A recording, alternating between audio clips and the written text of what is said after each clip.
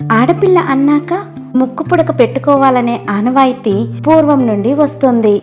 హిందూ సాంప్రదాయంలో ముక్కు పుడకకు ముఖ్యమైన స్థానం ఉంది. ముక్కు పుడక ధరించడం వల్ల ఏదైనా ప్రయోజనం ఉందా అంటే ఉందని మన పెద్దలు చెబుతున్నారు. ముక్కు పుడకను ముక్కుకు ధరించటం వల్ల ఆడవారు కోపాన్ని నియంత్రించుకోగలరని పూర్వం నుండి వస్తున్న నమ్మకం.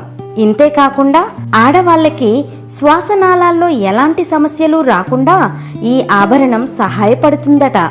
ముక్కు పుడకను ఎడమవైపే పెట్టుకోవటం వల్ల గర్భాశయం సంబంధించిన సమస్యల నుండి కాపాడుతుందట. జననాంగాలు, గర్భాశయానికి సంబంధించిన నాడి ముక్కు ఎడమవైపు భాగంలో సంబంధం కలిగి ఉంటుందని సైన్స్ చెబుతోంది. అందుకే ఎడమవైపున ముక్కు పుడక పెట్టుకుంటారు.